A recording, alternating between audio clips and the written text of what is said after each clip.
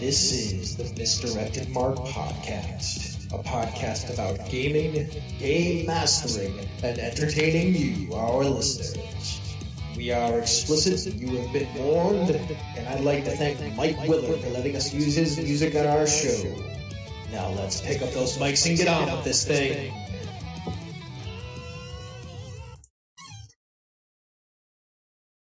Boy, the way that Gygax played.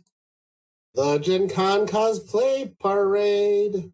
And the character sheets we made. Those were the days. Playing D&D back then. Dwarves and elves were classes then. I could really use a man like Jim Holloway again. Those were the days. What are you two doing? We're singing about the good old days of gaming. Seriously? Do you think it was better then? Well, no, not really. Yeah, not really, but we did have fun. Well, sure, I get it. But nostalgia's not what it's cracked up to be. See, I remember this time. Oh boy, he's going into one of his lectures. Quick, Phil, end the intro, get us into the show. And with that, welcome to the 404th episode of the Misdirected Podcast.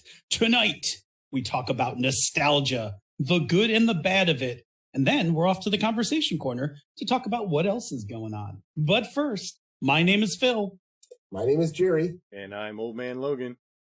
All right. And about three people who pay attention to the show got that song. Yes. I believe that song was targeted for a certain demographic. Yes, I think so too. Yes. The chat room can explain it to Senda. That's fine.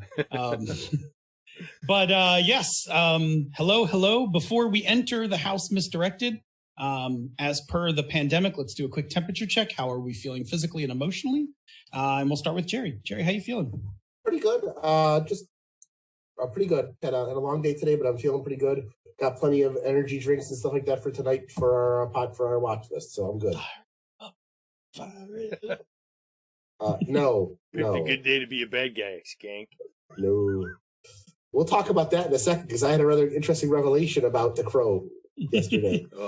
That will probably make people upset. Go ahead. I need to go watch that movie again. I haven't seen it in forever. Yeah. How about you, Bob? How you feeling? No temperature. That's good. It's been kind of an off week. I did a lot of doom scrolling. Oh.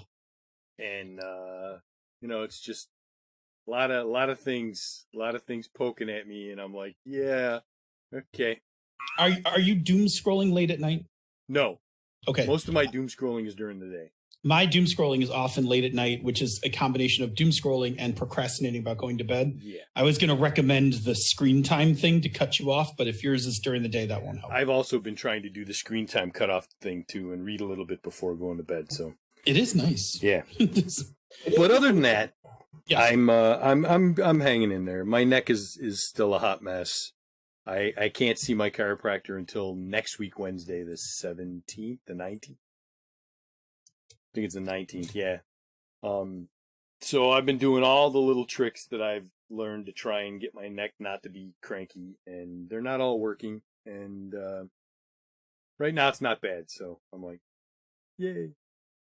How about you, Phil? I had a really bad day on Friday. I'm going to say that most of the week, I've been a pretty solid okay. I had a really bad Friday. I completely, I made it through work and then I completely shut down. I slept most of the evening. I didn't hang out with you guys on Mumble. I didn't play any Minecraft. I basically slept 4 or 5 hours after dinner. I managed to get to TikTok and just kind of rode that out till about 4:30 in the morning and then finally resigned myself to bed. It wasn't good. I turned it around. I tend to, in these pandemic times, when I have one of those colossally bad days, I can usually turn it around by the next morning and just come at it fresh. So I got some sleep. I got up. I did some stuff, and I definitely felt better and kind of just got on with the rest of the week. But Friday was like a real low point. Right now, I'm feeling good. Yep. We'll talk a little bit more about it in a second when we jump into one thing, but I'm feeling good, and I'm in good spirits, and I'm looking forward to this topic tonight because I think it'll be a lot of fun. So with that, we are all cleared to enter the house misdirected. Anybody know how to turn on how to chat on Twitch? I don't see the chat room. It's just over on the, like, I have the thing where it says like home about schedule video clips and then chat. Although I'm on an iPad, so I don't know. Yeah, none of that shows up on mine. All right, anyway, I can't see the chat at all, so I won't be able to tell you what we've got for topics. Weird. So all right, apparently anyway. They hit it. Anyway, moving on into the one thing. Bob, what's your one thing for today? The one thing is I finished Clone Wars Season 1. Nice. I'm a few episodes into Season 2 now, and I have to say that Cad Bane is the best bounty hunter ever. I have spoken. Do not fight me. No, you're not speaking anything that other people haven't spoken in the past. I mean, come on, he's like a cowboy gunslinger dude. Yep. He's like... Everything about that character is awesome. Yeah, he's got a weird great job accent, with him. and it's... and there's some nice work going on in that show. Even in the early season, I know it gets much better by the time Season 7 comes around. I always enjoyed that animation style. That animation I found it a little style odd at first. But you get used to it. Well, it's also because they get better at the animation. Yeah, it gets smoother and yes. Yeah, once they've got the backgrounds down, so they can just save money on those. They start doing a really good job of tidying up the animation of the characters, and so I figure if nothing else, the Clone Wars made Jar Jar cool. So well, I don't know if I know you stand. Cool. You stand firmly by that. I do. He wasn't the coolest, but he's much cooler in the Clone Wars than he ever was in the movies. Yeah. So I don't know how the heck to turn on chat. Very good. There's a button underneath chat, or underneath the video, apparently, according to Senda.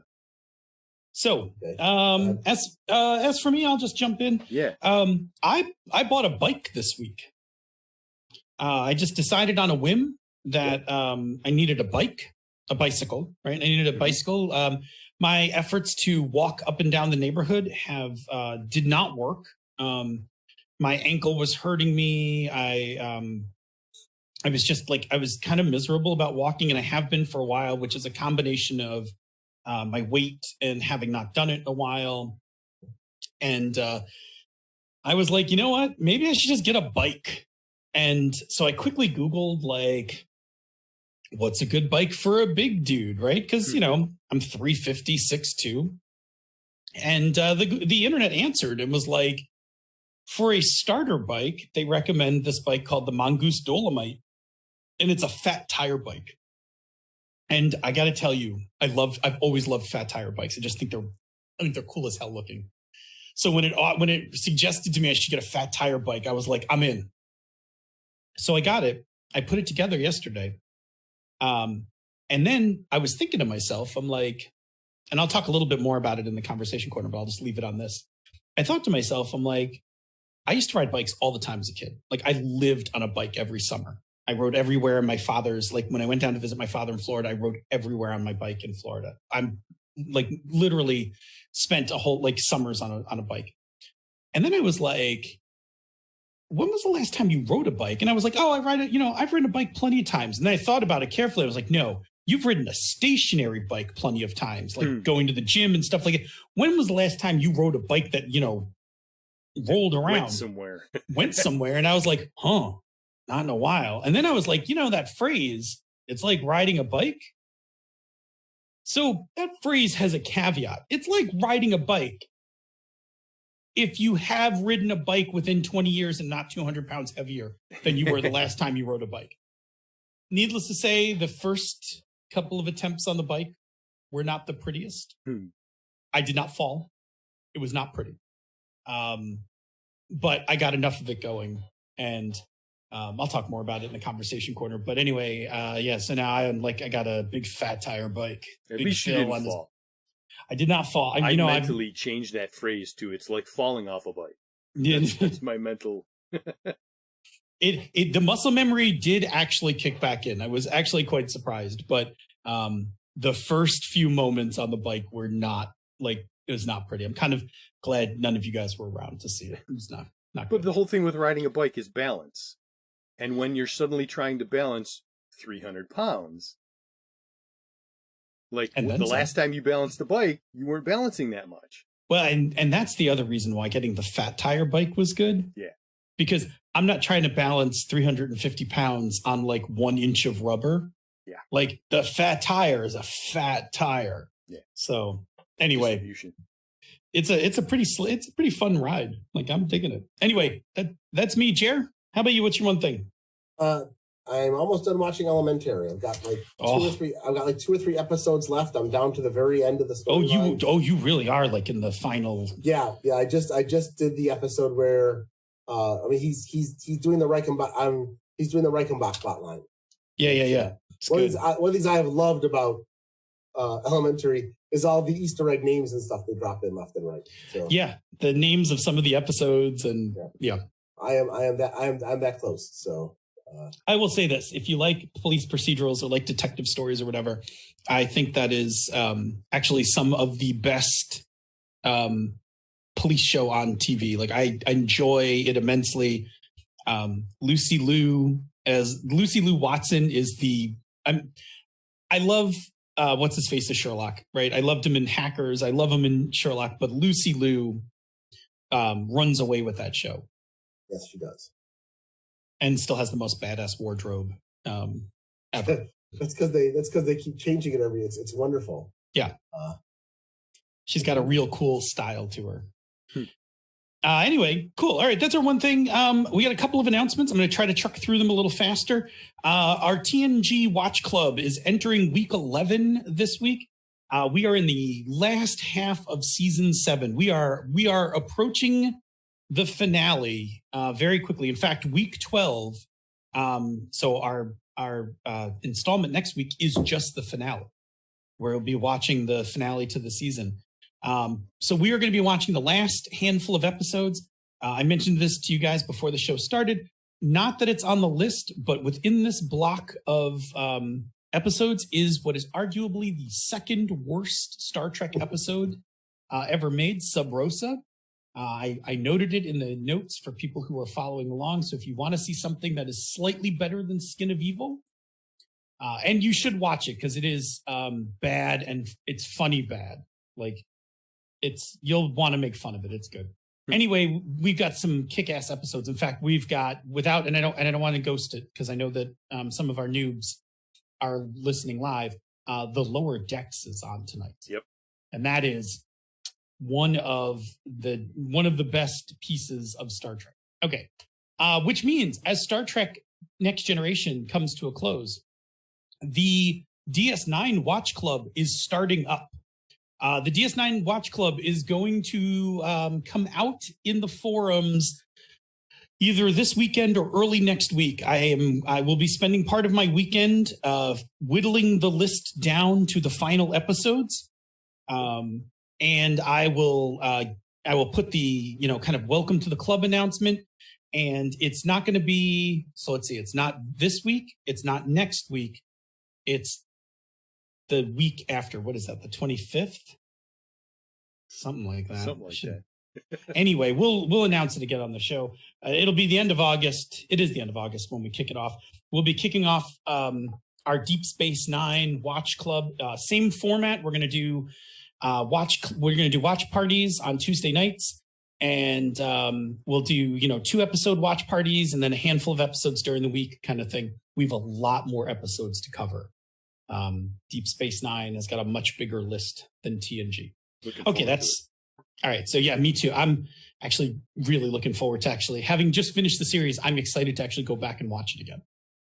All right, next one on the list is the Veil 2020, a game that we've played, we liked, is now available in PDF and print. It was originally, I think, just in an issue of Codex, the Gauntlets Codex, but it is now its own book, and you can get the PDF on drive-thru, plus you can order POD for various levels of print. That's excellent. It's a World of Dungeons meets the Veil. So it's got the emotional wheel from the Veil, but the move structure is really simple, like World of Dungeons. So it's really just basically one move. And it's very much a Cyberpunk 2020 emulation. So if you want to play old Cyberpunk stuff, but you want to play it with something light and more modern, I highly recommend Veil 2020. We had fun playing it a bunch of times with like at Panera and stuff. And then lastly, I just want to mention this. I'm going to mention the Kickstarter, but Bob, if you want to pull up some info about it, there is a cool ass Kickstarter that is launching, and it's a short launch. It's only, I think, out for the next week or two. And it is The Great American Witch by friend of the show, Christopher Gray, who's also, I believe, a patron of the show. Christopher has released a number of other awesome games, including Happiest Apocalypse, The Great American Novel, right? Yep. Great American Novel. I just want to make sure I got the name right. And now The Great American Witch, which is actually, I think, a rules derivative of the Great American Novel game. Yes. About playing covens of powerful witches. Yes. I love it. Yeah, it's an interesting idea. I'm very, very curious about how it's going to play. I backed it. I did as well. He was only asking. I did too. This is a short window. What was it? 18 days? Yep. 18 days. The ask was only $650. It's just get enough money to make the game, and whoever backs it, backs it, and away you go. It's one backer level. It's $15. There's no other levels, and there's no stretch goals. Yeah, you get the PDF Mobi printer friendly digital edition, and you get a coupon code for premium hardcover at cost. So I mean, that's good. Yeah. I mean, I know what the markup. I mean, I know how drive-through works. Yeah, we know how that goes. That the premium color hardcover or whatever is going. That's not going to be. That's like a $20 buy if you're buying it at cost. Yep. So yeah, the ask was only $650. It funded in 30 minutes because $650 is a pretty easy number to hit if people start jumping on. But it's up to 3,822, 248 backers. So we were talking to Christopher in the Slack room, and I think he mentions this as well in the Kickstarter, that this Kickstarter was structured a little differently because, again, in these pandemic times, one, offering like 1,000 stretch goals, right? That's really risky. Yeah. And two, for most, for us here on the show, we're, economically fine, but, the economy is, still a trash fire. Yeah. So, asking, big asks for Kickstarters is, it's really asking a lot. So the goal here was really to just get enough money to make this thing become a book, and just no additional promises. Like, just get this game out in the world. Yep. And I'm excited. Like, I read the Kickstarter text. I mean, when I saw the name, I was like, ooh, I'm in. Because things with witches, and one of my favorite 90s movies is still The Craft. Like, I love that movie. That's fun. So I was we played witchcraft for so long. Yep. I was excited about it. And then seeing the description of it, the mechanics, what do you do in the game? I was like, oh boy, for $15, this is an absolute no-brainer. Yeah. Like, I'm in. And I will go get the hardcover later. Like, premium. I think he said premium hardcover, right? Yeah, I will totally go get the hardcover later. That's fine. So yeah, that's out now, and it's going to be quick. So by the time you hear it, when this episode drops, it will be, I think, in its last week. Yes. If you're listening to us live, go right now. You've got a little time, but by the time this drops, you will have days left. Highly recommend. Yep. Yeah. Good stuff. All right, that is all of our announcements, and now on to the feature segment. Get a sip of water. Will coffee count? Yes. It always does. All right, here we go. Workshop. We're talking about nostalgia, remembering the good old days. No, it's a trap. It's not as good as you remember. Your memory is flawed. It'll all go down in flames. Don't fall for nostalgia in the workshop. Don't suck. So, this topic came about because I was in the Slack room the other day, and I was talking about Mecton, which is a thing I do from time to time. It's a game I liked back in the past. And Phil was commenting about not having heard that name in a while, despite the fact we talk about Mecton quite a bit, actually, even off the show. And I'd like to rerun it, as it's been about 16 years since I ran a campaign, though I use a few house rules to fix a lot of things. And this guy's talking about nostalgia in gaming. What's good and what's bad. So tonight we're going to take a long look at nostalgia. What's good about it? What can be problematic? And what are the risks for chasing that nostalgia? But in order to do that, we first need to understand what nostalgia is. And for Phil, hit us up with a definition. Oh, yeah, baby. Behold, you are in the presence of Definition Panda. Epic bumper is epic. There we go.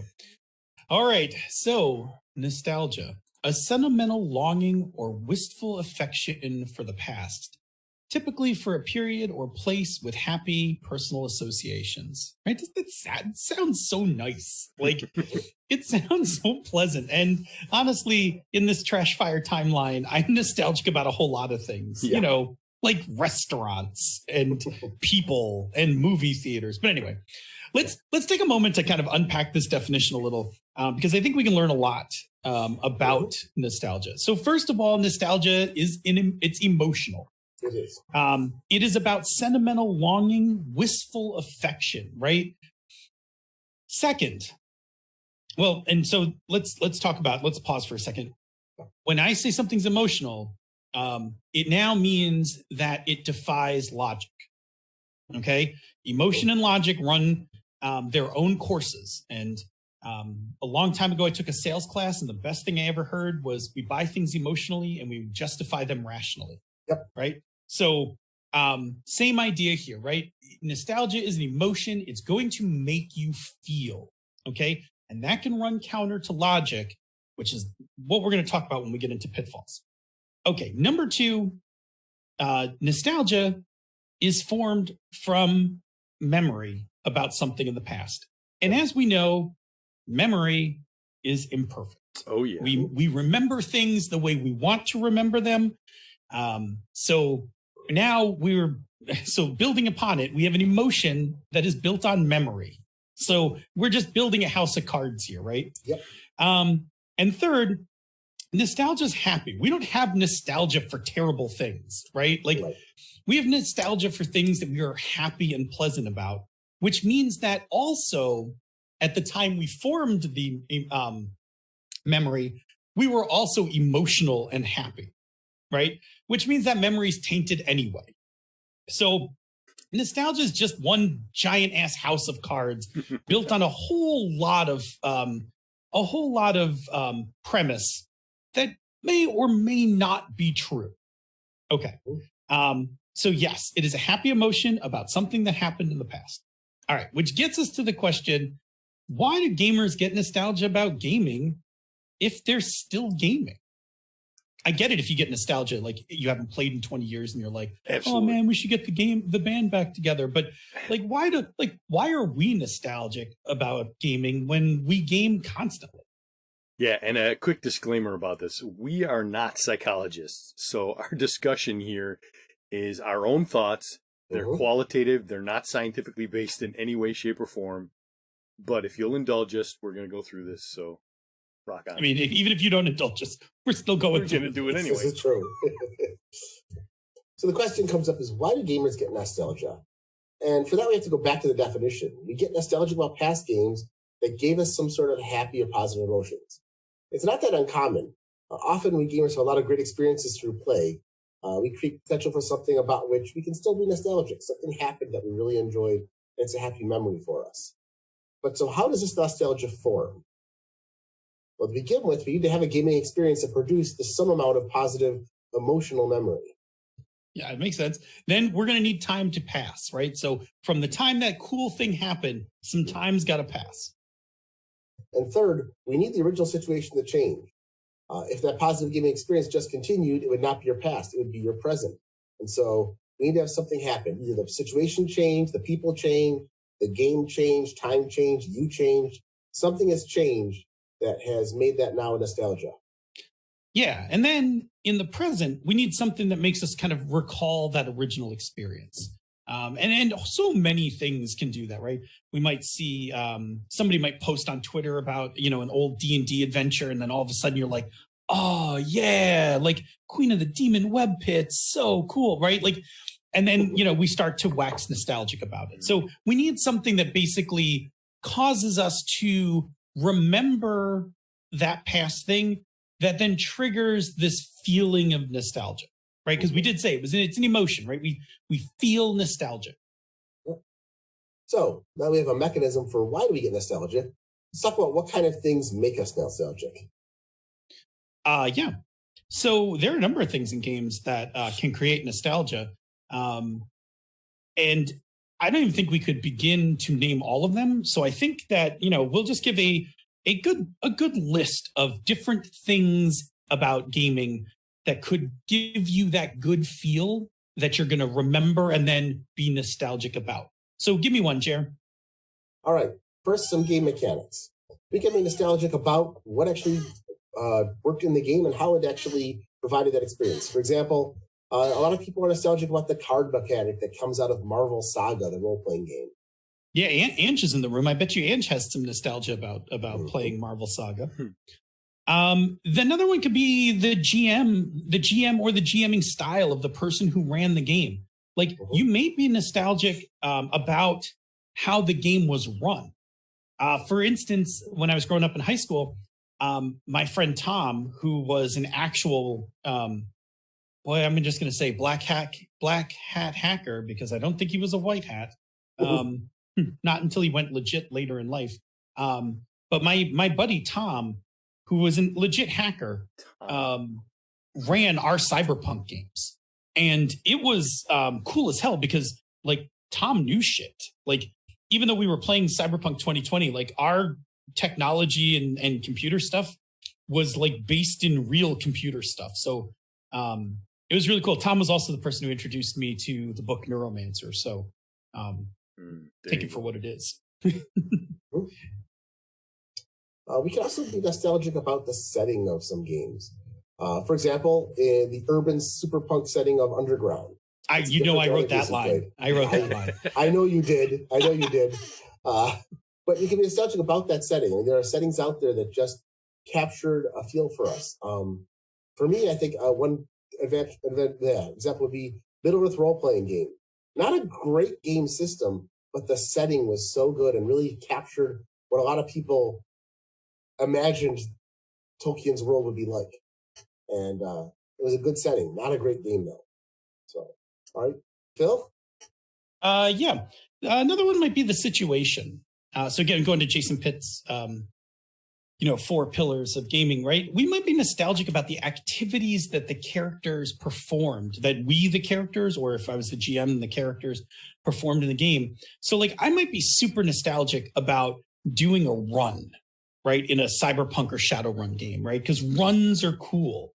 So I might be super nostalgic about just that situation. Yeah. And then we can get nostalgic about the people we played with. For example, we may have had great times because of the player that we no longer play with. We may be nostalgic for those people as opposed to the game itself that we were playing. Yeah, absolutely. We could also be nostalgic about the story that we produced. Mm-hmm. So story is a byproduct of our play, right? Because when we finish playing, we have a story we can tell people. Mm-hmm. So we may be super nostalgic about that story. Like, I think many times Bob and I have, been nostalgic about our Demon King saga. Oh, yeah. Like that was a huge story. It had many arcs and things like that. It was epic. It was epic. It was, it was honestly my attempt to do epic fantasy. And we have a lot of great stories about that. So yeah, you could totally be nostalgic about the stories that your game created. And lastly, we can be nostalgic about just the newness. We may be nostalgic for the experience of trying something new and unknown, something nobody else could tell us about we experienced for the first time with others. For example, for a lot of people, D&D was their first foray into interacting with their geekness with other people. And in the pre-internet days, we didn't have access to anybody else to tell us about it. So there was a lot of that exploration and meeting people and discovering the whole concept of role-playing games in general and fumbling through it. Doesn't mean that it was better, it just was something that some people, that was their first experience with it. So can I sidebar for a second? Mm-hmm. Because this one's really good. This one actually, all right. So what I first remember about D&D, so I learned to play D&D. I was living in the house. My mom and I were, I guess for lack of a better word, homeless. We were living in a friend's house, and the older son in that house was playing D&D. And one night I convinced him to run something for me because I was like in 4th grade. He was in 6th grade, so I couldn't play with his friends. I had to, play a separate game. But the first D&D that I ever played, and I'm pretty knowledgeable about versions of D&D, but I honestly have never, I don't know what it was we played. I remember it was in a small box, so it looked like the size of the white box D&D. And there was a map, and we made characters, and I remember he had some pewter miniatures. I don't know if they came with the box or he just had them, but I remember the dice, the miniatures, the map, and it was one of the things that drew me into the game because it was just so cool looking. And for the longest time, I have, as a designer, kicked around in the back of my head this desire to make a small form factor fit in a box, like small game that fits in a box, small box game that you could just kind of put down at a table and play it. And I know now that it's the nostalgia of seeing that for the first time that keeps making me like noodle around with ideas for like what would be this kind of game that I would make that I could put like in, in a box. Mm-hmm. So yeah, and it is that newness because that's the thing I remember about my first games of D&D were the cool dice and the cool blue white maps and like all that stuff. The feeling of driving to Origins with the express purpose of going to see the 3rd edition player's handbook under glass. One copy that everybody could walk up and look at under glass. And we're like, ooh. We weren't even going to Origins. Nope. One last sidebar, and then we'll jump back in. I was on a business trip in San Diego, and I went to this open air mall to get lunch, and I was by myself, and I went into Walden Books, and I grabbed a copy of Dragon magazine because I didn't know what else to grab. Mm-hmm. And I sat down at this table eating my lunch, and I started reading about 3rd edition. And within like a few pages, I was like, holy shit, we should play this game. And I came home for the flight, and I was like, you guys got to read this shit. Mm-hmm. And I passed it around, and we were all cool. We were like, cool. When 3rd edition comes out, we're definitely going to go play it. And then they announced that there was going to be the proof copy was going to be at Origins. Like Bob said, in a plastic box that you could put your hands in and flip through it.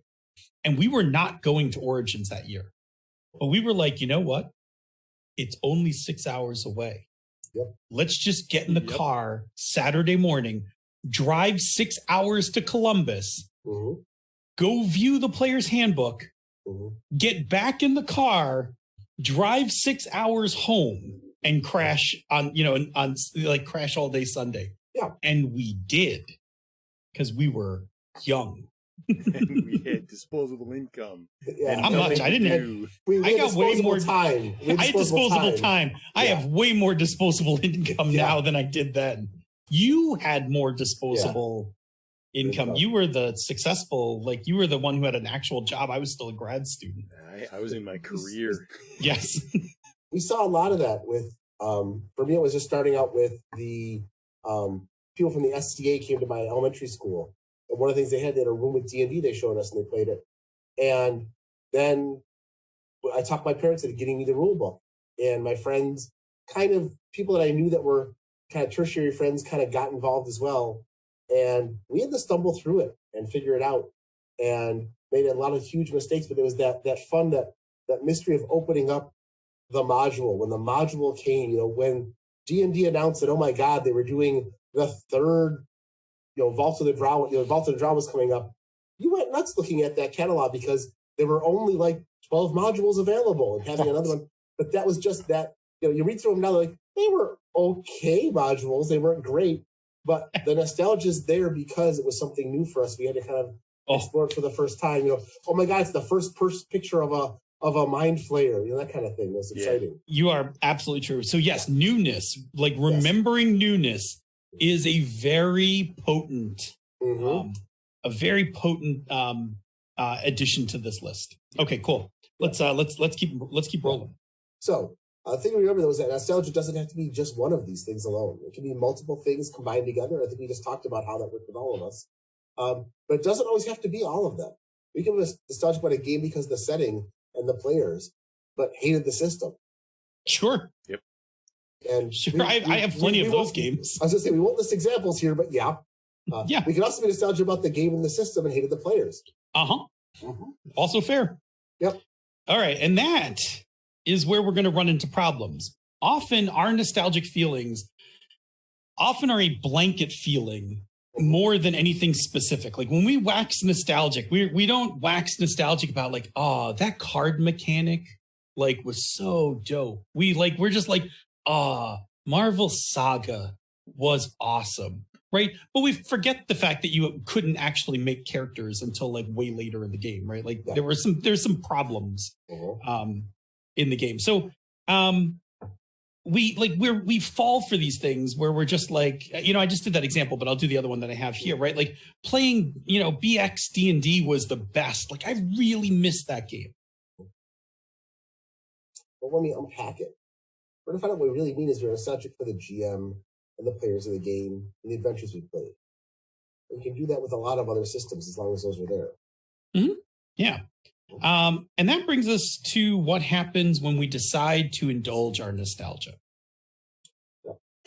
So let's talk about the risks of engaging this nostalgia.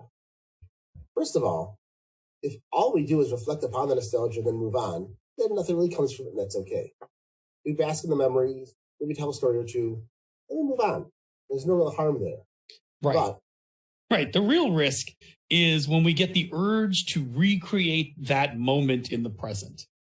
And I say risk because it's not necessarily bad to try to recreate something that's nostalgic, but depending on what you're trying to recreate and how you're going to go about doing it, it may or may not work. It may or may not be good.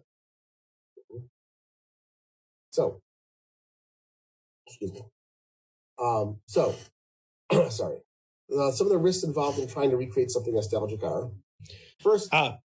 Yes. First, the thing you might be recreating is actually problematic. This is a huge problem, right? Like you might be remembering something fondly, but in truth, it has a whole bunch of problematic content or problematic themes or activities. Like, for instance, you suddenly wax nostalgic about playing AD&D's Oriental Adventures, right? Where we know, we know now, like I didn't know when I was in 6th grade, that there's some problems with that book. Mm-hmm. And, just because I'm waxing nostalgic about it, going to run it now, could be a problem. I run the, risk of offending somebody if I'm like, oh, cool, we're going to play this and we're going to play this game or I'm going to stream it or whatever. Mm-hmm. So your solution for this, if you suddenly discover that the thing that you're nostalgic about is problematic, your solution is first, probably don't play it. Don't play it. Find something else that will give a similar experience that is not problematic. Like for instance, a game that I backed that I'm waiting for it to come out because I would like to actually play something in the Asian. I think this one isn't fantasy, so I think it's something more I would like to play something more samurai based. Is the game Thousand Arrows? Like that's a game that has been fully vetted and researched and everything else, and so it's hopefully won't be problematic when it releases. And it'll scratch that nostalgic itch without going to the problematic content. Yeah. Okay. Second risk you can come across is that you're not really sure what it is you're trying to recreate. For example, you don't understand the source of the nostalgia, and you're trying to recreate the wrong thing. So maybe you're longing for your old D&D days, but really it wasn't about the rules. It was about the GM and the players. You were just longing to be with those people and recreate that fun, regardless of what the game is. So the solution is to take time to reflect on what you're nostalgic about before you try to make that plan. Don't just go running D&D half-cocked if you find out afterwards that, nope, it was actually the people you were playing with, not the adventure. Yeah. The next pitfall is memory is imperfect. Your memory, especially when it comes to things that are positively emotionally charged, is imperfect. You will remember it often better than it was. So, for example, like you may be in love with the mechanics of a game or a certain mechanic in a game and totally forget about its clunky combat system, it having too many skills, like whatever. This is a problem I have because I used to immediately change a rule if I didn't like it. And so a lot of times what I remember are not the clunky combat system because that didn't work. We just moved it on to something else and it became a different game. Exactly. Yeah. That's another thing, right? Like as soon as you have started house ruling a game, you're not really playing that game anymore. You're really being nostalgic about the thing you played. Yep. And if you're lucky, you were diligent and recorded all of your house rules in a document. Otherwise, you are now relying on... Yeah, good luck recreating that. Right, you're now relying on memory to solve these problems. All right, so the solution for your imperfect memory is if you do get nostalgic about something, take a few minutes before you subject anyone else to it. Do like a little research, like go and read the rules, like, grab the PDF or the book, go flip through it. Talk to friends who've been there, like who were there with you. Like sometimes I'll just ask Bob a question about a game or something because I remember it one way and I'm just like, but is that what happened? Was it really as good as that? Is that memory that I have?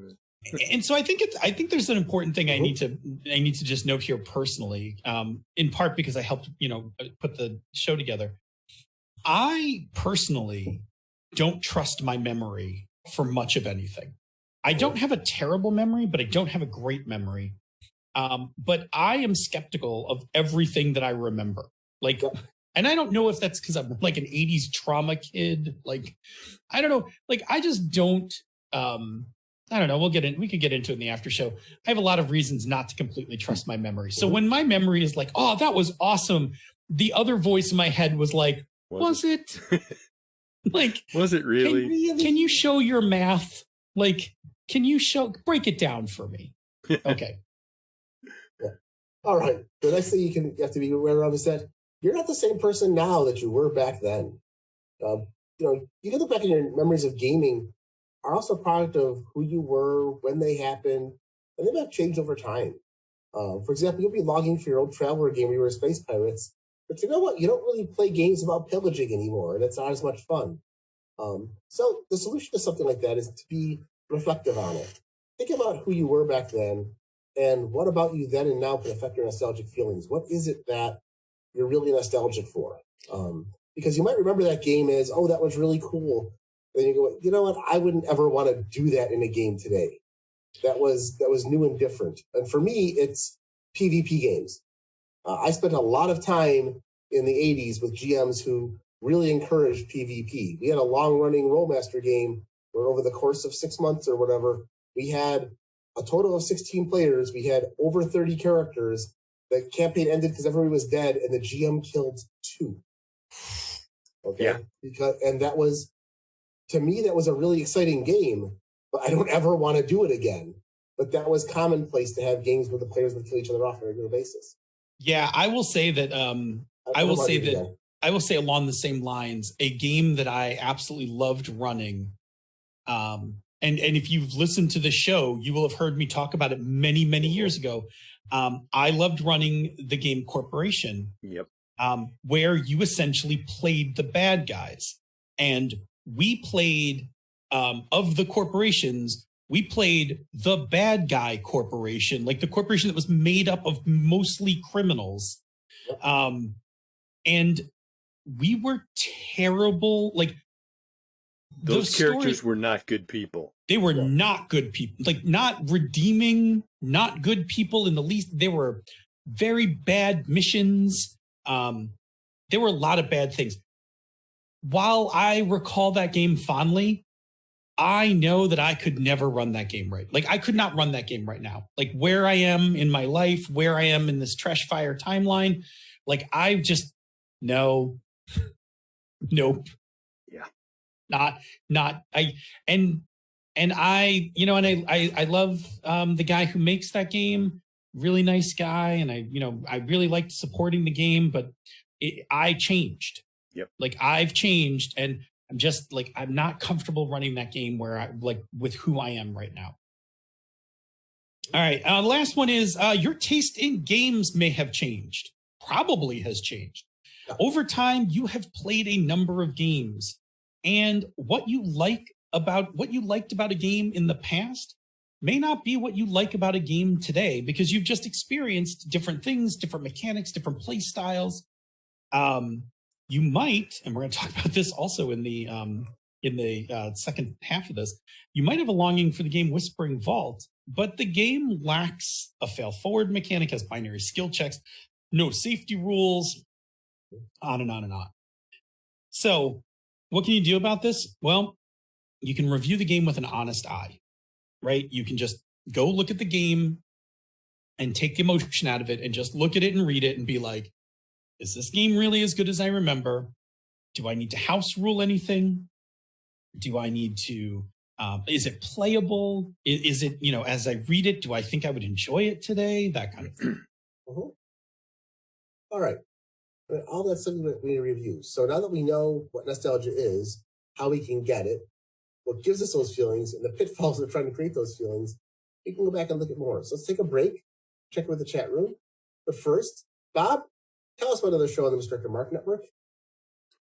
On Down with D&D, Teos and the Mad Wizard Sean Merwin dish about everything D&D with a focus on the brand and the newest edition of the world's most popular tabletop RPG. Excuse me. So what's going on in the chat room? So, Ange made a good point, which we kind of touched on already. Nostalgia is a trap because a lot of the times you can't recapture something that was happening for the first time. You get that nostalgic thing for that newness, and depending on what part of that feeling, you can get some more newness, some different newness, but you can't get the newness about the same thing again because it's not new anymore. Nope. Correct. I will reference the beginning of Reservoir Dogs for the discussion around the table about the song Like a Virgin to also support that point. I will also say this, right? So if you're always trying to get that newness feeling, right, then you are going to do what is referred to in kink circles as starting to chase the curve, right? Because you're going to start to try to find newer and newer experiences, and you're going to keep trying to top yourself in something new and different over and over. And there is a diminishing return over time. So yeah, there's, that's why we called it the nostalgia trap, right? Like if you're not careful, it can get you. By the way, when we finally make Misdirected Mark Bingo, yes, how gaming and kink overlap is going to definitely be one of the squares on the map. I gotta tell you, like I don't even try. I was going to say I try to keep them separated, but that's not true. Nah, we don't. Not even close. Yeah. Someday I'll run some of our board games.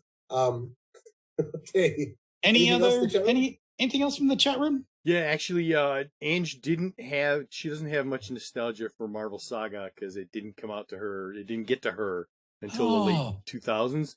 I always thought Ange was a big fan of that game. She may be a fan of the game, but her big nostalgia is for Champions. Yeah. Champions was her jam back. Oh boy, that's a game That's a game that actually intimidated me when I was a kid. Like that's very mathy and lots of dice. Yeah, a bunch of us tried it, and for me, the game itself was tough to run and play, but it was a great game to build characters with and then convert to another system. Oh, I mean, if you wanted to build a bunch of themed characters, you wanted to build a bunch of characters that were all about the same power level and didn't want to worry about crazy dice things, you could build a bunch of really cool characters and champions. I think just converted to Marvel or V&V or whatever, and they went over really well. So I think in 1987 you could actually get a associate's degree in Champions character building. I think that was, I think it was actually something that was accredited. Yep, I might be wrong. I love I loved that was part of. I don't know what we called that. We had a term for that in one of the earlier podcasts.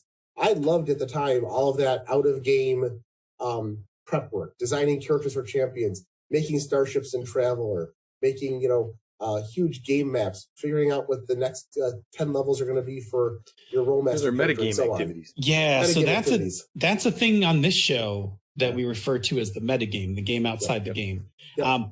There's another definition of metagame which we don't use, which is the one where you use meta knowledge. Mm-hmm. But there's this fantastic essay from this compilation called Horsemen of the Apocalypse by the creator of Magic, where he talked about when he designed Magic that one of the things that he thought would be a real asset was that outside of playing Magic, there was all these things you could do with your cards, right? You could collect them, you could build decks with them, you could build different decks, and that he realized early on that that was going to be a thing that was going to make the game really addictive. Mm-hmm. Because it's one thing to sit down with your friend and play a game. It is a whole other thing when no one's around, you can keep playing the game. Yes. Yeah. Unfortunately, and this is a topic for another time probably, but while I enjoyed the metagaming of building ships and doing games and making maps and things, the metagaming of building a deck to beat somebody else makes me anxious, and that is something I don't actually like because I'm always second guessing myself with those. Yeah, it's tough. I mean, in 94, 95, I went through a big Magic phase, like a phase of Magic where it almost eclipsed my role playing. And I'm by no means an expert, but I had graduated with almost a math minor, so deck building is a game of probabilities, right? So it's a matter of mathing your way. In many cases, not completely, because you have to also know the game interlocking game mechanics, but probabilities, like if I draw this many cards, what's the probability I'm going to get a land? What's the ideal ratio of land to other cards? There's a lot of mathiness baked in there. I am not a fan of statistics and probability. see, I am, as long as the statistics and probability that I can work with. The problem with games like Magic are that you never know what somebody else is going to have as a probable whatever because of all the different modifications. It's why I like old Battletech versus new. Not that one's better than the other, but for me, I liked, this is what you've got, play with it, see if you can beat your opponent. Modern day Battletech is all about how can you tweak your abilities to nerf somebody else's ability, which is also a game in itself, which is good. Yep. It's a different kind of thing. Yeah. And there are some great ideas in that. That's all the metagaming side. All right. And that can be fun on its own. We kind of got into the weeds on that one, but we did pull us back out. All right, back into the second half. Yep, welcome back. We're going to do our roundtable section now, where we're going to wax nostalgic about some games based on the following questions. So question number 1, name a game that you are nostalgic to play that will likely break your heart, i.e. fall short of your expectations, and what solution do you propose to have it not break your heart? For me, I would say Middle-earth roleplay. I really loved Merc back in the day. It was, the modules were really well done. The cartography was amazing. Oh, the setting building. The modules themselves really weren't adventures. They were just sites where things are going to happen, and it was up to the GM to create things. But the game, while it gamified things that didn't actually exist in Middle-earth, like there's an awful lot more spellcasters in the role-playing game than there ever were in the stories. You could get a feel for playing in that world, especially if you had a GM who was, a bit of a fanboy or fangirl. Let's be honest, all the people I played with, it was a fanboy. But the game was not a good system. The Rollmaster system, the Middle-earth role-playing system, really not a good system. Chartmaster. Chartmaster. MERP simplified that, and that's a different thing for different. MERP to Rollmaster is like basic D&D to D&D 2.0. I mean, it was definitely a simpler game, but it just didn't. Once you actually got down into the mathematics of the game, it was a lot tougher. So the solution is just play it in a different system. And I'll be honest, I have the 5e Adventures in Middle-earth role-playing game books they put out, and those really capture a lot of the feel that MERP had, much more so than the One Ring, even though it's by the same group. I played the One Ring a couple times, and I was very dissatisfied with the game and what it collected. And I've played Adventures in Middle-earth once or twice, and immediately I'm like, this recreated some of that feel, that genre, how they dealt with things like the rarity of spellcasters and magic without making it just a bland, no magic world. It really did a good job, and I think that's what would do it. But just playing MERP straight, I know for a fact that I might make it through one session before I'm like, yeah, we're going to do something else. Yeah, that's fair. I'm also, unfortunately, not a huge Tolkien expert, so I know that I would also probably tick people off by mispronouncing things or skipping over entire important, Yeah, you couldn't have Senda in your game. It should be like, but actually, Jerry. Well, see, the difference is I don't mind those players as long as they're polite about it, and Senda would be polite about it. You know what you do? You play MERP, but you only base it on the movies.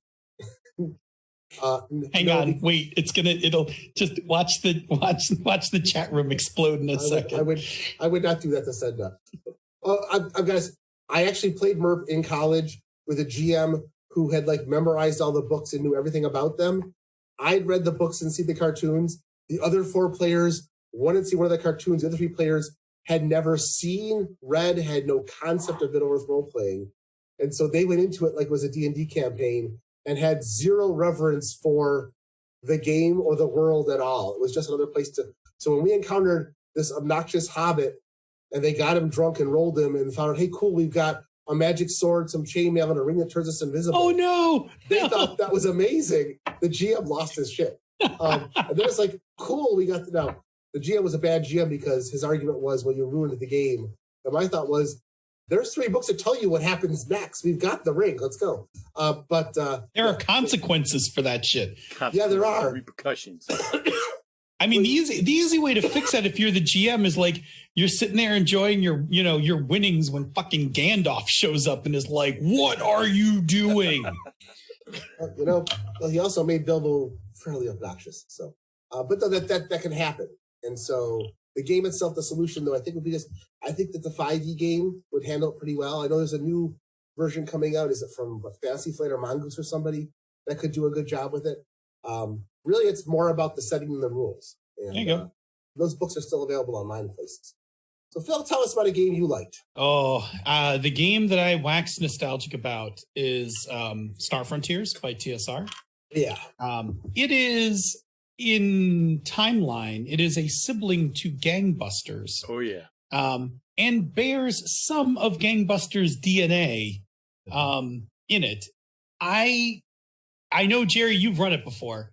I've run it many times. Right. I know it'll break my heart because I know that rule set is not going to make me happy. Right. What I loved about Star Frontiers was not the rules. I loved the setting. I loved the situations. And I would be much better off just playing it in another system. There's already a Savage Worlds hack for it. Making one in Fate would be ridiculously easy, and I would get all of the Star Frontier scratching without the heartache. I think the thing with Star Frontiers, I think the one thing you have to add into that for those of us who played it when it first came out was the box and the chits and the maps. And the artwork. And the artwork were all... Oh, I mean, listen, I still, to this day, want an Elmore print of the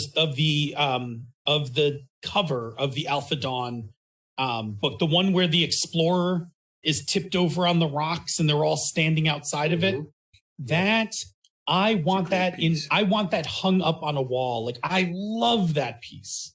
That is I'm not a huge fan of Elmore's artwork, but that is the one I love.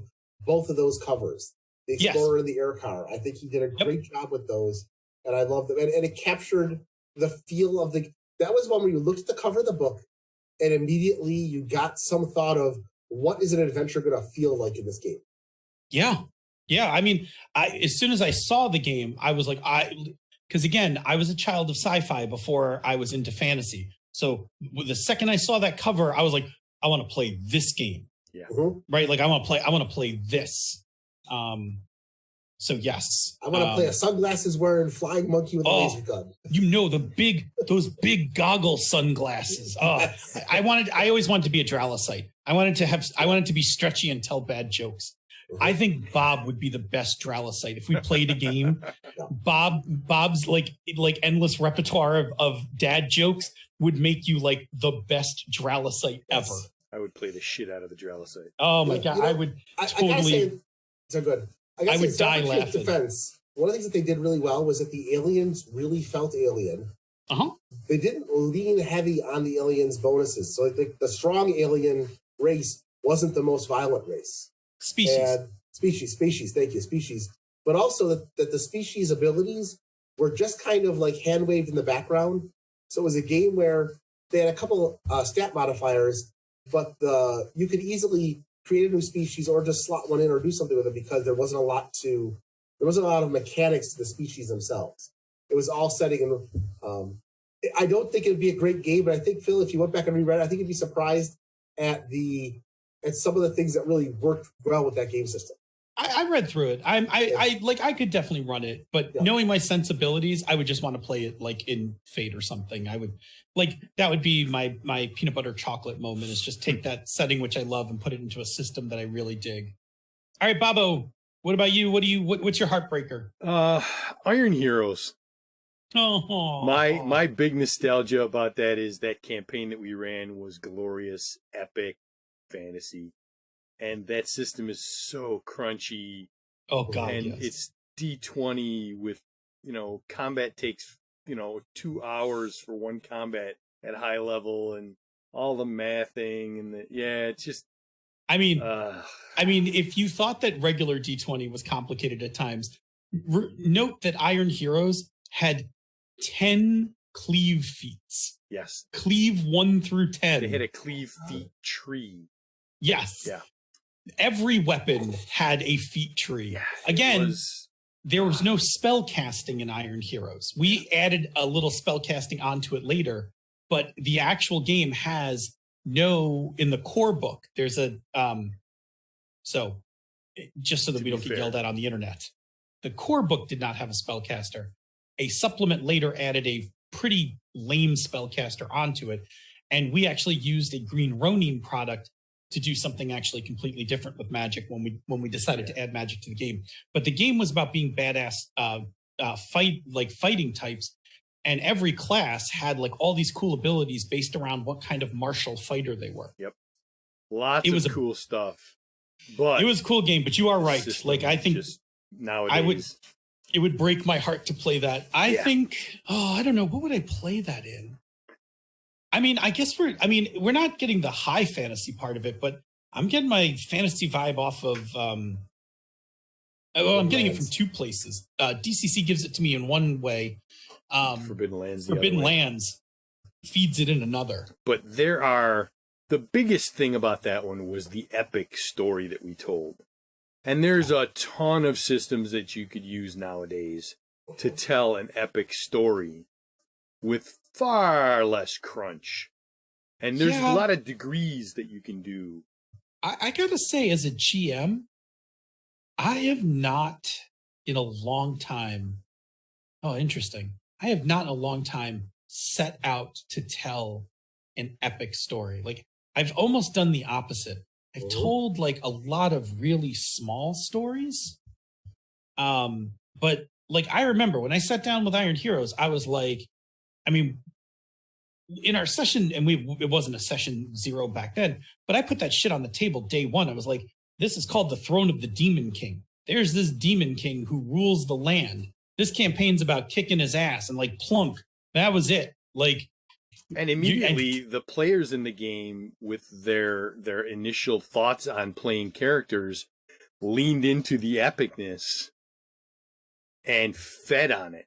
So, I mean, we came out of the gate going, this is going to be an epic campaign, and then we strove toward it. So yeah, I agree. And that is, it's just making me think about, like, I have not done that in a long, long time. Something to think about for a game or two down the road. I agree. All right, Jerry, give us question number 2. All right. Question number 2. Name a game that you're nostalgic to play that you think will live up to the hype. Yeah. I'm gonna say my choice is the game Whispering Vault. I'll play. What's that? I'll play. Yeah. I think the rules are a bit dated. I actually read them recently. The rules are a bit dated, but even if I didn't house rule it, I totally could run it. I could totally run it as a one shot. I might fix a few things here and there, but I don't even really think I would have to. I think I could get away with just out GMing some parts of the game, as opposed to actually having to flat out house rule it. But that game was funky as hell, man. It was a cool ass setting. It was a horror. I always call it a horror superheroes game. Like, you were basically superheroes beaten up on unworldly horrors. I would say the one thing that, even if I didn't touch any other part of the game, I would definitely insert some safety mechanics into that game. Definitely. It is a game that begs for a little bit of lines and veils and an X card without a doubt. Like, body horror was like way too easy to do in that game. Yeah. And you could really get into, uncomfortable land. I've never played it. I've just read it, and I can see that. I'm like, that game needs safety mechanics. Yeah, that game really like, they just weren't a thing in the 90s. But like, I reread it and I was like, oh, this motherfucker needs this needs my safety packet, which is lines and veils, X card, open door. Right? Like, it needs all 3 of those just plunked right in the beginning of the game. You'd be good to go. Yep. What about you, Bob? So I think Witchcraft is the one for me for this. The system is not terrible. There may be some things about it that are, it's old tech. It's 90s tech. Yeah, it's 90s tech, but it's not horrible. It plays well. We had a lot of good times with it. We did. And I think that the current people that have been in and out of tables with me, I think we could easily find a bunch of people that could have a lot of fun with that game. I would say my one piece to that would be none of the supplements. No, core book only. Core book only. The supplements got all breaky on it. The core book's got enough for a group to be fair. The core books had some breaky stuff, but the GM didn't say no. The GM set himself up for that one, Phil. The vampires were in a supplement. I killed myself by letting those vampires in the game. You could have been like, nah, let's not do that. I should have said no, man. Should have just been like, nope, just play what's in the book. Stop trying to be snowflakes. I agree. I think that game was fun. It's the unit. It's the first instance of the unit system. If people are trying to figure out where Witchcraft fits in, it was a late 90s game. It was an urban fantasy. Yep. It was a smallish book. It wasn't 8.5 by 11. It was like a little bit cut down. Yeah. Black and white, really cool artwork.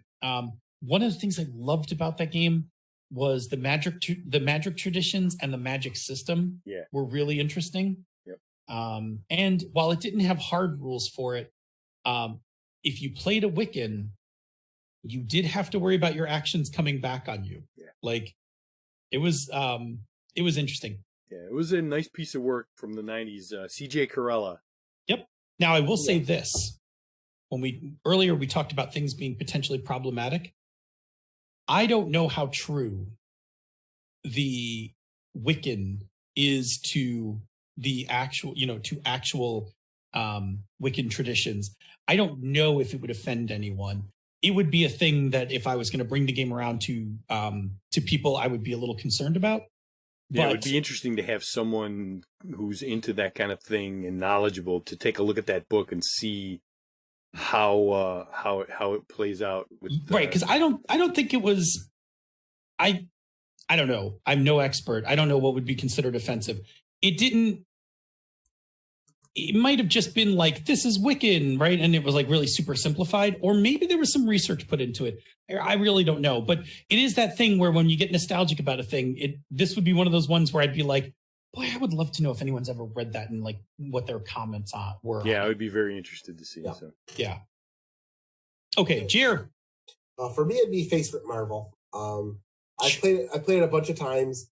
The game needs a little bit of tweaking, but it's still decent, easy to meddle with to make it work. I want to try with a new group. The last couple of groups I played, last time I ran Marvel, 1 out of the 5 players had any idea who Dr. Octopus and the Scorpion were.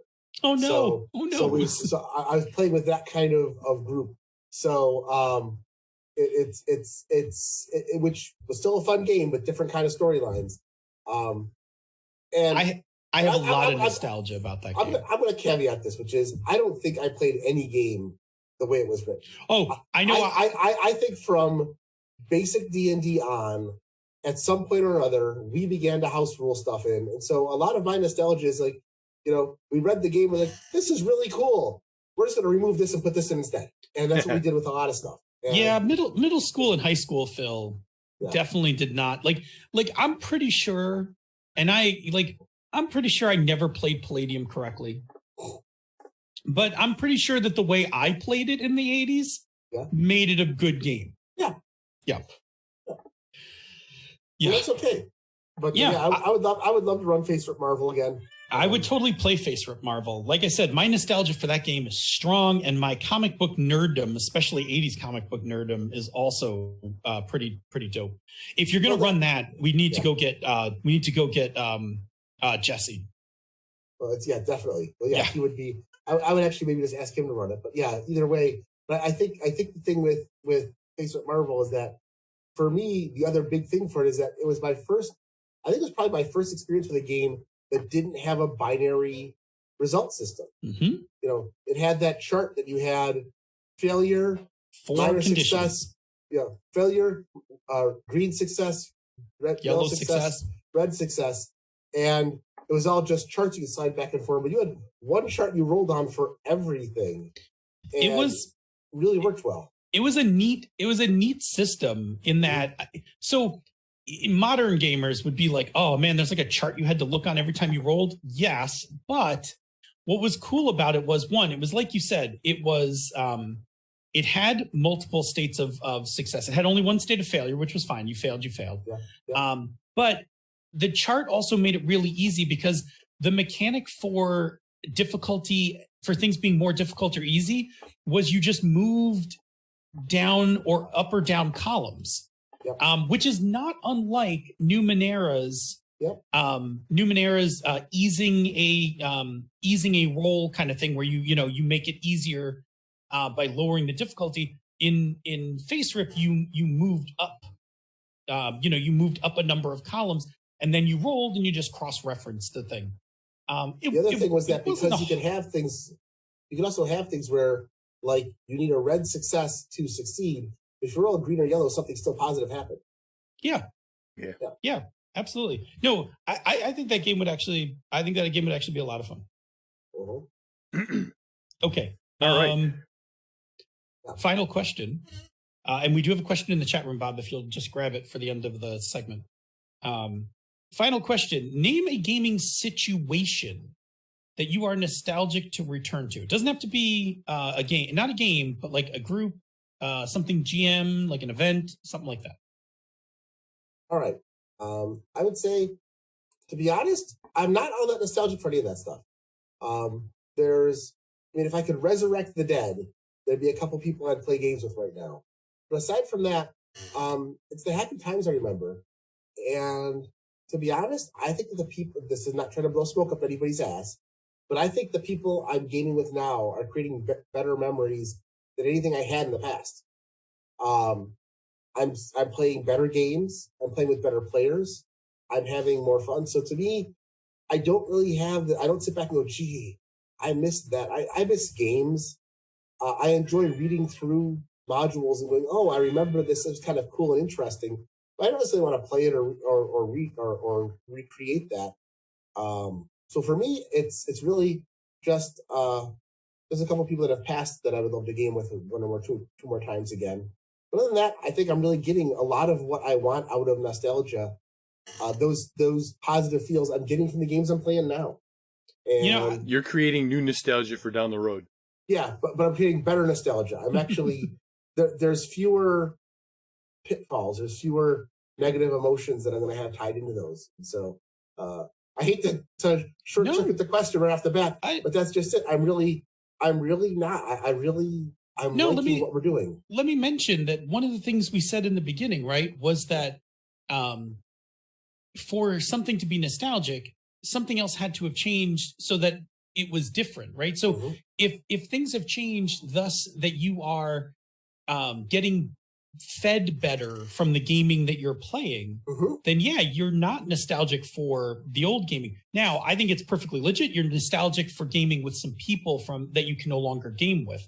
That is that's very, that makes complete sense. But yeah, if you're feeling like, you're kind of in peak gaming right now, and maybe not even peak, just like in a really solid place, I think it totally works. And I agree with you. Like my gaming in the last 10 years, in terms of, I don't want to say like I'm having more fun, because I have always had fun gaming. Otherwise I wouldn't be doing it 40 years, 40 or 30, 40, something like that years later. But my consistency of good gaming is much higher in the last 10 years than in years past. Like in years past, things were really hit and miss, or things would be fun, and then there would be like drama and rules, arguments, and like all the things that suck the fun out of games. Like my playing now is like consistently good, like to the point where if I just go play the game, I'm gonna have a good time no matter what. Yeah. And then some nights have even a better time. That's the other thing I see, is that for me, a lot of times especially back in elementary school and high school, gaming was an escape. Gaming was an escape from the real world in a way that it's not today. While yes, we're in a horrible situation right now in the world, I'm not playing the game to escape from it. I'm playing the game to connect with my friends and do things in a way that is, instead of gaming in the past being a way to get away from negative energies, now today gaming is more of just feeding more positive energies. And that's a different thing for me, and I get more out of it. No, I'm with you. I gamed to escape a lot of trauma as a kid. I'm definitely not gaming to escape trauma now, but I am gaming for connection, recreation, those kinds of things. So yeah, I'm with you. All right, I'm going to do mine real quick. I actually long for, I'm going to change just a little of what I wrote down here to refine it a little. I long for the thing that I would love to recreate just for one weekend. I would love to recreate how I gamed with my high school friends. We had a tradition for many years in high school. We did not, all of us collectively, did not work on Fridays. And Friday, we'd get out of school at 2:00. We would run to the grocery store. We would buy a shit ton of junk food, frozen pizzas, whatever. We would take off to whoever's house was hosting the game, and by like 3-ish, we'd be camped out, and we'd play till like midnight. We'd play like 9 hours, break for dinner in the middle, just keep playing. And I am nostalgic not only to just be able to do that, right? Like block out my life and actually just go do that gaming. But I would love to just do that with my high school friends again. Like Gilgore was one of them. Craig, like I miss those guys. I would love to, I don't even care what we played. Like I originally said we could play TMNT, but I don't even care. Like I would run new stuff, whatever. But like I had just so much fun doing that. And maybe post-pandemic, I'll do a thing with them where I go rent a cabin or something, and just like for a long weekend or something, we just go and do some gaming and hang out and stuff. Like I really dug, like I used to love that. It was the highlight of every Friday of my teenage years was Friday was game day. Even our girlfriends knew Friday was game day. Saturday was date night.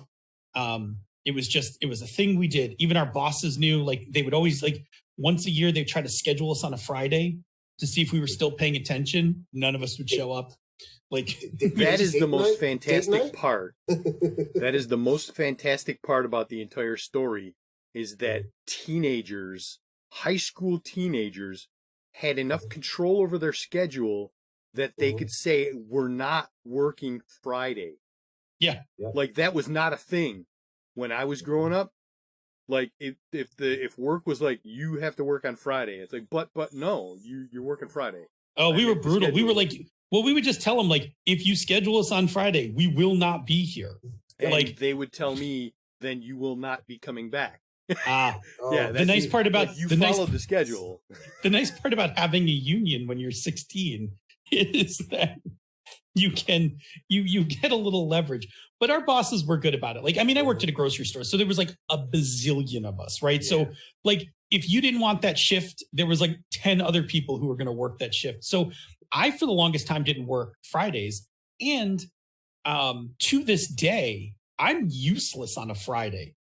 Like, I'm always gearing up for the weekend on a Friday because that's all I ever did. Anyway. So yeah, Bob, what about you? It's also how invaluable you made yourself to work. Yeah. If you set things up the right way, your boss, you can tell your boss, listen, this is what I want, and I'm willing to be here for whatever else, and that worked. I was a hard worker. I was a hard worker in high school. I don't know if that helped, but it couldn't have hurt. Anyway. It was a slightly different era when I was there. It wasn't that far off, but it was a little different. We didn't have a union either. I was in fast food, so if you got scheduled, you got scheduled. But I kind of copped out on this question slightly. I'm gonna say the one thing that everybody's thinking in the back of their minds. I want to return to table face-to-face gaming with my friends and play anything. I agree. It's sad that we can actually be nostalgic about that, but it's been like 5 years since March. So it's like there's heavy nostalgia for me to sit around a table with my friends and play. I know one of the hardest things for me when we record is that I record downstairs at my gaming table. Yep. Right, which is just not used for gaming right now. Yeah. Right, like the only reason I sit down here ever is now to record stuff. And in fact, I'm sitting in your spot. Yeah. Right. Like this is your old man Bob spot where you have to get up and pee. Yeah. Keeping your chair warm for you. I miss it too. Right. I love playing face to face. I miss it a lot. I'm definitely nostalgic for it as well. I'm also nostalgic for parts of cons. Like, I don't know if I'm nostalgic for having to run games and stuff, but I'm nostalgic for the hanging out with everyone, like our base camp. Hell yeah, base camp. Like base camp where we're just playing little games on the side or lounging or, like, what was it? Like, was it last Origins? There were like 4 people taking naps. Yep. Like Schmitty fell asleep on me, I think, at one point. Like it was just, I don't know. I miss it. Yeah.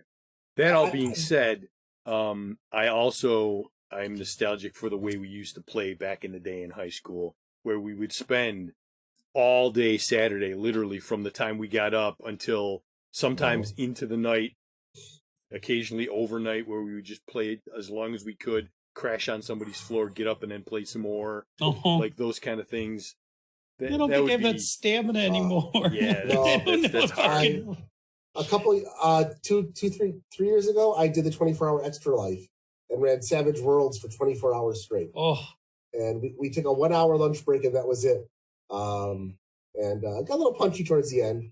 The good news is that out of that came my campaign group.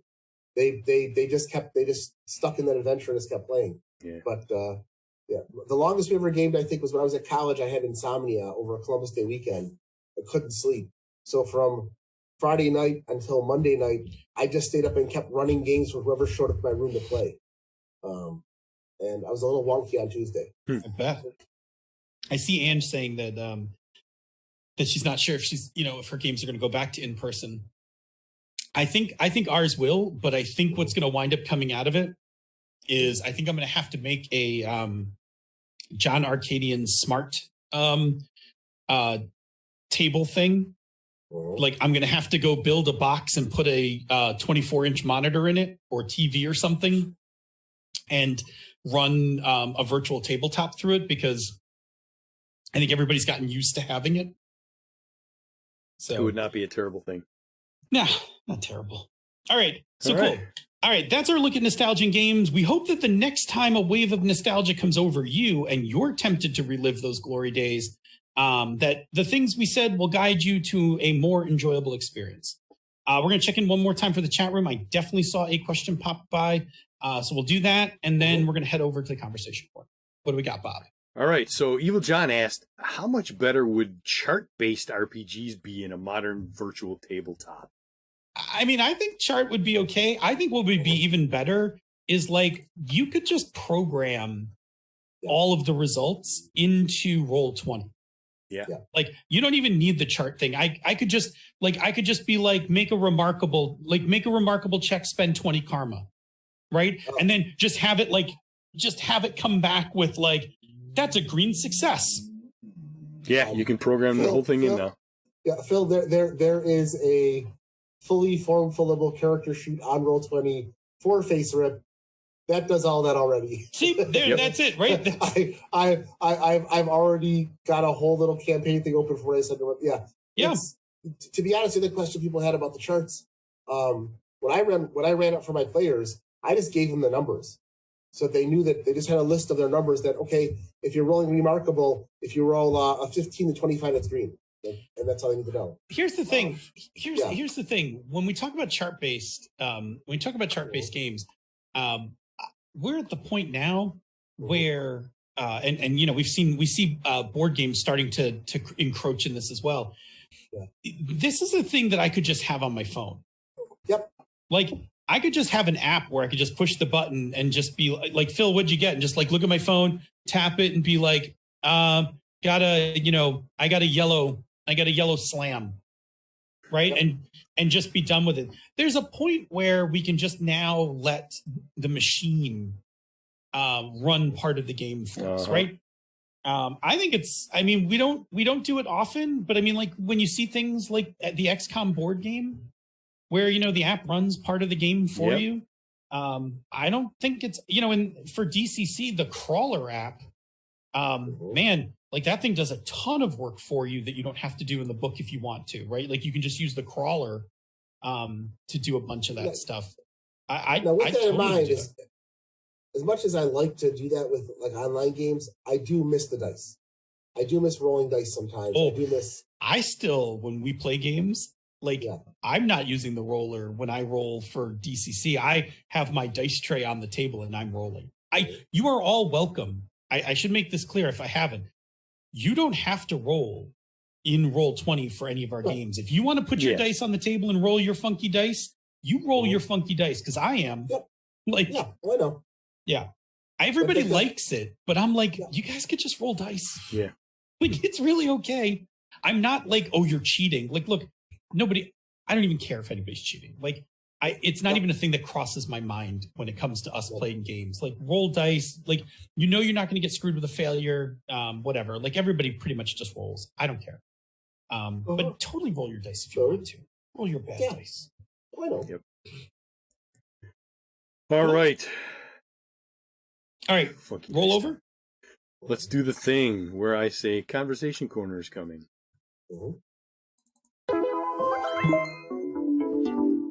Boom, boom, boom, boom. Awesome. Can you guys just indulge me? We don't have to stop talking, but I just want, in case people hear any kind of crinkling sound in the background, I have, my OCD is driving me crazy. I have this straw wrapper from my Tim Hortons coffee. And the thing I do with every straw wrapper is I roll it up into like a little cylinder, and it's been sitting here the whole time, just mocking me in its straightness. So if you guys are okay with just a little background noise, I'm going to flatten it and roll it up right now because you may not even. I just wanted to mention it in case you hear it on my mic. It's slowly killing me. All right, I'm feeling better already. I'm rolling it right now. Healthy. So Bob, why don't you tell us about your conversation corner? Yeah, so we played DCC on Thursday, which was as fun as usual. We leveled up to level 3 and whittled our characters down to 1 per player now. So now we don't have a full suite of bodies rolling through a dungeon. Yeah. We still have the other characters in the background. not that I didn't enjoy the troop of it, but it was a lot, and it was hard for you guys to kind of know everything your characters could do. Now we can focus. Yeah. So looking forward to that. We did Mothership on Wednesday before that. Drew was doing a really nice job of making it creepy as hell. Yeah. So that was a good time. Friday night Eberron with Chris. More good times. We had a successful raid on a bad guy fortress with some orcs, and we didn't lose a single expendable. Nope, we did not. We made sure everybody made it back home alive, and then we partied hard with the orcs. Good times. Saturday, after Jerry advised me of their existence, when I went shopping at Wegmans, I eyeballed the Tuscan garlic bagels. Whoa! Shut the front door. What? Yes. Wegmans has this loaf of bread called Tuscan garlic bread. And it's a big roundish loaf. Oh, I know. And it's tasty as fuck. Yep, I've had it. And we've had occasions where people have cracked this open and just shoved it in their mouth without putting anything on it, and just it's gone in seconds. And then Jerry's like, "It's literally what I bring to parties." They made it in bagel form, and I'm like, "Get out of here!" And I went that Sunday when he told me about it, and they were gone. They didn't have any. And so this past Saturday when I went, I looked and I saw them there, and I'm like, "Oh, half a dozen bagels coming my way." Before that day was over, I had eaten 3 of them already. All right, I'm just saying, I'm going grocery shopping this week. I'm gonna be making a run through the bakery aisle for Tuscan garlic bagels. Jeez. I think we need to make a pact right now that if any of us see them, because they're not always out, we just grab 3 half dozen and we give them to the just 2. Call the other people. That's right. fair. I got your donuts. Parking lot. Yeah. The other thing I did, because I went and they don't have them right now. So, yeah. Go ahead. The other thing I did with them, I'm like, I've got bagels now. I got to do something with them, and I know I could eat this bagel by itself, but it's the weekend, and I spoil myself on the weekends, and I eat extra calories to give myself a spike, and then I'm good through the week. So I went and bought some cream cheese, and I thought to myself, what would go good? I'm like, cream cheese. I'm like, ooh, they have a brown sugar cinnamon Philadelphia cream cheese. So I bought that. And my housemate was like, brown sugar cinnamon cream cheese and garlic bagel. I'm looking at you funny. Doesn't seem like it would get, it went together fine. Really? It went together fine. Yeah. Not sure about this, Bob.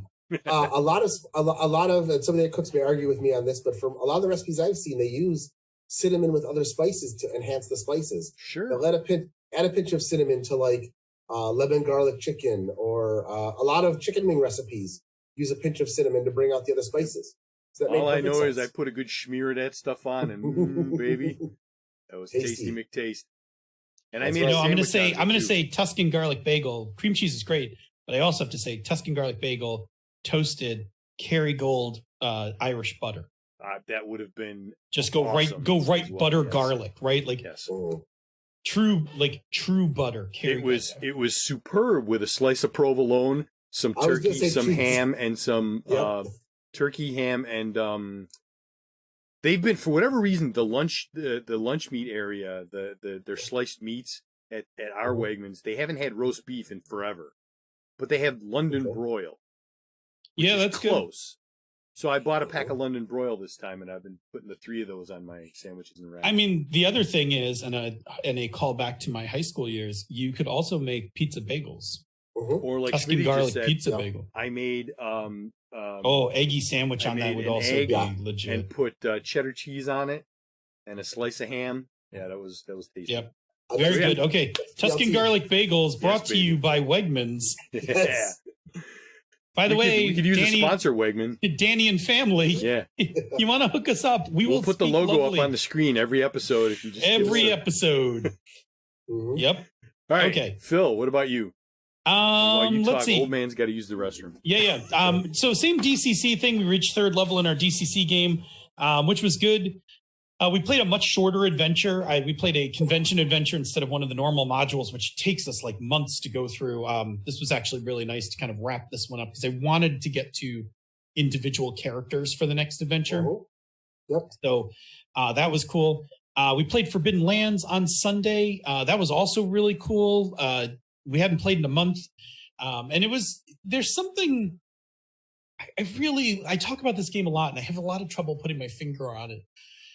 But the smallness of this game, I love it so much. Like they had like one big combat, and then they kind of shored up, like kind of finished their business in the dwarven town that they're in. And then they're getting ready to go. Like that's what we did in 2 hours. And it doesn't sound like a lot, like combat took a little while, but it's just like we've built so much in the year that we've played this. I mean, we're in session 27 of it. That it's really enjoyable. I enjoy playing the game a lot. Enjoy the characters for it, that kind of thing. So that was good. I've been working on Numenera. So I'm getting my campaign ready. I'm running my first session of Numenera on Sunday. I'm excited. I've been reading that giant ass book. It is by far a whole lot of stuff you don't really need to read in detail. A handful of rules and some good solid GMing advice. I really like. I'll tell you the thing I really like, and the next game we design a system for. I will want to put this in, is that in the GMing section, Monty Cook walks you through the mechanics of the game from a GMing perspective. Like here's how the nuts and bolts fit together. Here's how the gears interlock, and just kind of walks you through, like, when you're doing this is what's happening in the game. And it's really empowering for a GM to not only know, like, this is what I do as a GM, but to have the designer of the game like lift up the hood and be like, and this is why it works. So that you kind of know, like, when you start ad-libbing, like what's going to work in this, framework and what's not. So I also, I had a problem and I didn't know how to solve it right away. I wanted an illustration that I could put in Roll20 of these things called the Gasalt Mountains. And there's like a whole history to them, but they're this weird mountain range that isn't really a mountain range. It's actually a whole bunch of stuff stuck together in the form of mountains. And I was doodling around and I made a little pencil sketch in my notebook. And I was like, this pencil sketch is not awful. I'm like, but I took a picture of it and I was like, but the picture's going to suck if I put it up on Roll20. So I was like, cool, I'm going to make this in Illustrator. I don't have a fucking clue how I'm going to do it, but I'm going to do it. And I did. I wound up retracing all the lines in Illustrator, took away the original thing. I did a little coloring of it in Photoshop, and put it back in Illustrator and put some labels on it. And it's by no means artistic quality, like as if an artist did it. But I put it up and I was like, this does not suck. It's a nice looking pic. It was not bad. If I gave it to a real artist and was like, I would like an illustration of this, I feel like they could do something with it. Anyway, I did that, and I made up our little town that's going to be kind of the hub for our game. And this week I'm working on what my first adventure is going to be. I got some early ideas on what I want that to be as well. So I'm excited to be working on that. I've been watching Voyager. I'm into the second season of Voyager. I'm working so hard to not compare and contrast this thing to DS9. It's hard. It's not a bad show, but I know what I love more about DS9, and it's totally watchable. I've seen some good episodes. I've seen some episodes. I haven't seen any real stinkers yet. And I say that knowing that when we start the DS9 Watch Club, I'm going to point out what is considered the low point of DS9. It's like a first or second season episode that even DS9 fans make fun of. Even the producers make fun of. Is it Skin of Evil worthy? No, because they didn't start writing DS9 until season 5 of Star Trek. So the writing isn't that bad. It's just, I don't know if you remember it, the one with the game where they get sucked into the game. Move along home.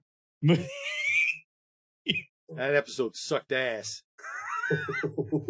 It is noted as the worst DS9 episode. Apologies to anyone who actually likes it. Well, I will flag it when we do the watch club for people to go watch the low point of this series. Like, if there was a reason to cancel this series, this episode could have been the justification for it. Anyway, so I'm watching Voyager. Voyager's fine so far. I'm liking it better than I remembered it, which I was hoping was true. And I bought a bike, which we talked about, and I'll talk more in the after show about it. JR, what about you? All right. For me, first of all, as I said, I've just kind of catched up on Elementary. We're almost wrapping that up, but we had a DCC. Probably kind of got ourselves down to one character. I kind of knew which character I wanted to keep playing, so that was pretty easy. Chris's Eberron game was pretty amazing because we kind of talked our way into bringing along a bunch of flunkies to pull off a heist, and kind of with the idea that we really hoped that none of the flunkies died, and we worked our asses off to keep every flunky alive. We went in with 25 flunkies and brought them all out alive from the heist. Did you have to share your treasure with them? Actually, we didn't. The whole thing was to give them resources. They were. And to be honest, I would not have ever used the term flunky for any of them. Yeah, but they were basically the equivalent of flunkies and minions. They were. The long and short of it is, we've been an orc tribe that's being subjugated by the local dwarves and have been kind of dumped upon for a while, and we need to go into this horrible, like, Lovecraftian bad guy area and realize that we need a diversion. And so we saw that they had all these resources that the orcs could use. So we said, here's the deal. We will create a diversion, send some guys to help us with this diversion. You go grab the resources, and once you've got the resources, we're going to go in and do our thing. And instead, it all became about just getting as many resources as possible and just housing on the bad guys. It was a lot of fun. Yeah. But I really thought we were going to lose a couple, and we managed to struggle hard to get everybody out alive and impressed the clan leader. Yeah. Mothership has been fun. It's a different game system. We had a long talk about why the game system has some problems with it, but it's fun to play it because it's a creepy game system, but a creepy game setting. The game has some competency issues. It has the players aren't actually always good at the things they should be good at. Like, I'm the pilot. I have a 20%. I'm the pilot of the ship, and I have a 25% chance of successfully piloting this thing again. Yeah. That seems like not the person you want to put in the pilot's chair. Yeah. And lastly, a comment that I made out of whim this week. I was watching strange movies on YouTube, and I watched the Charlie Sheen movie, The Wraith. I don't think I've ever seen it. It's not a great movie. It's not a great movie, but it's a movie from the early 80s about a person who is basically attacked by a gang of strangely named bad guys following the lead of their evil leader, who attacks him while he's with his girlfriend, basically messes with the girlfriend, kills him. He comes back with a supercar in the body of Charlie Sheen and shows up as this, like, ghostly dark villain who can't be killed. And one by one, he takes out the bad guys in a ghost revenge thing to protect the girl, because the girl is going to be assaulted by the bad guy next. And the bad guys have names like Taserface, Furtop, like Furtop and Gutter Boy. And there's actually a villain named Skank who acts just like the villain named Skank from another movie about a person who dies with his girlfriend, comes back from the dead, and then has to deal with a gang with a bunch of strangely named people, and goes, it's The Crow. It's The Crow 7 years earlier. And I'm like, holy shit, this is The Crow. Some of the names are even the same.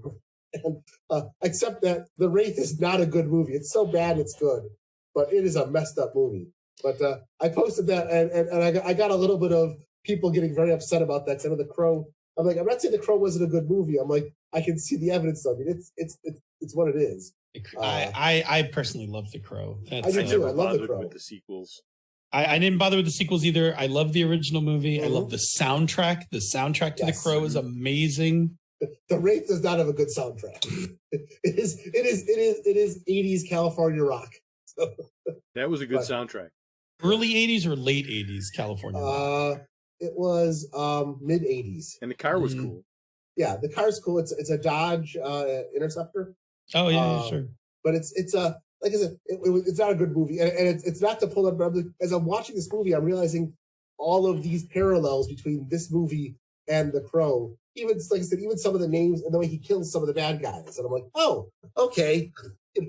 I wouldn't say The Wraith was an influential piece of cinema, but yeah, movies get remade over and over again. So on the topic of old movies and nostalgia and things to rewatch that I haven't seen before we head into the end of the show, I am wondering, is Darkman bad or good?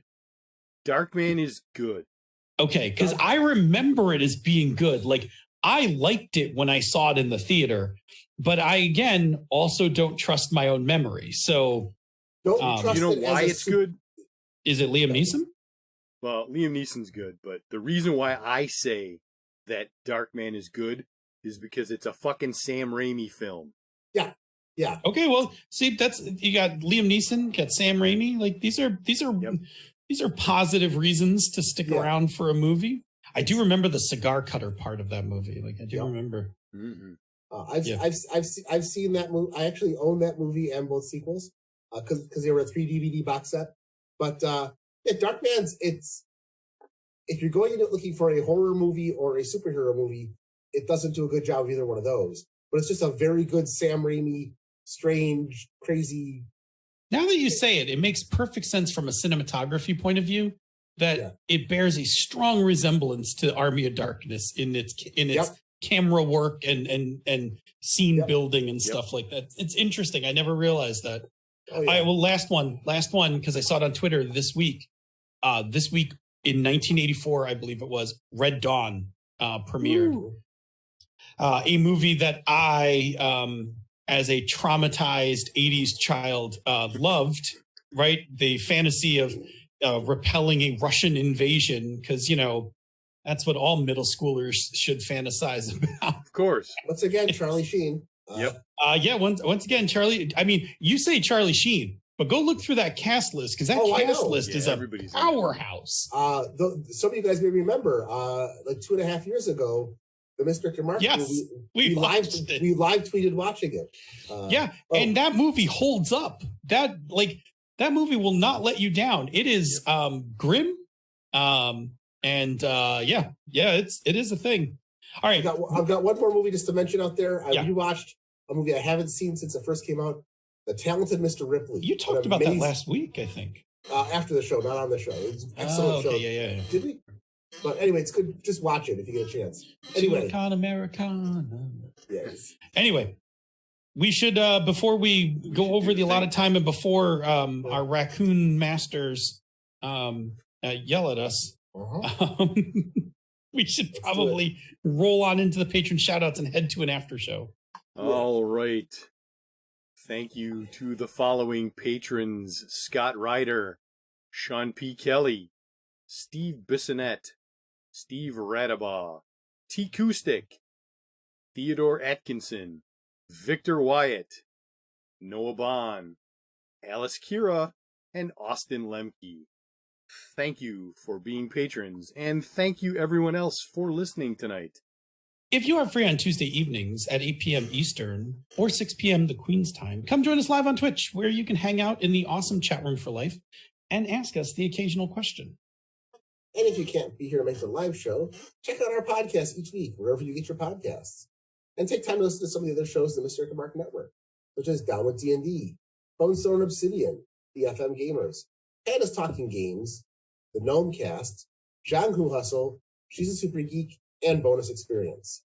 You can and should also check out our sibling podcasts, Tabletop Bellhop, The Knights of the Night, and the always amazing Gaming and BS. After you have been struck with a strong wave of nostalgia, and before you declare out loud to the internet that you're getting the band back together, leave us some feedback. You can reach us directly via email, mmp@misdirectedmark.com, or you can check us out on Twitter. The show in the network is at Misdirected Mark. He's Robert M. Everson. He's GM Gerrymander, and I am DNA Phil. If you like what we do here and on the other shows in the Misdirected Mark Network, you can support our Patreon campaigns. MMP, Down with D&D, and Panda Talking Games are at patreon.com/MMP. She's a Super Geek is at patreon.com/Sasky. Zhangu Hustle is at patreon.com/Zhangu Hustle. And Bonus Experience is at patreon.com/Bonus Experience. Patrons of MMP, Down with D&D, and Pandas Talking Games get access to the after show, pre-production show notes, musical parodies, the Pandas Talking Games bonus outtakes, and other special releases. This has been a Misdirected Mark production, the media arm of Encoded Designs. Mic drop. We out.